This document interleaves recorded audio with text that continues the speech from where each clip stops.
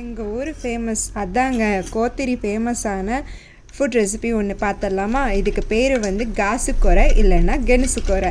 இந்த கெனுசுக்கொரை செய்கிறதுக்கு பொட்டேட்டோஸை வந்துட்டு நல்லா வாஷ் பண்ணிவிட்டு தோலை எடுக்காமல் அதை செமி சர்க்கிளாக கட் பண்ணி வச்சுக்கணும். ஃபஸ்ட்டு ஒரு குக்கரில் வந்துட்டு எண்ணெயை விட்டு கடுகு, தட்டி வச்ச பூண்டு, இஞ்சி இதெல்லாத்தையும் சேர்த்து நல்லா வதக்குனதுக்கப்புறம் ஒரு கை நிறைய சின்ன வெங்காயத்தை தட்டி இது கூட சேர்த்து வதக்குங்க. தேவைப்பட்டால் 1-2 தக்காளியும் அறுத்து சின்ன சின்னதாக கட் பண்ணி அது கூடயும் சேர்த்துக்கலாம்.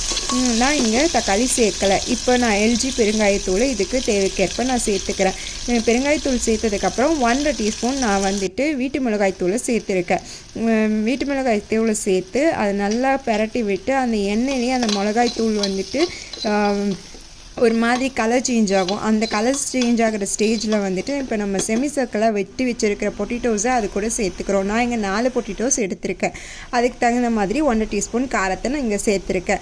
இந்த ரெசிபிக்கு தேவையான அளவுக்கு கல்லுப்பு சேர்த்து தண்ணி சேர்த்து ப்ரெஷர் குக் பண்ணிங்கன்னா ரெசிபி ரெடி.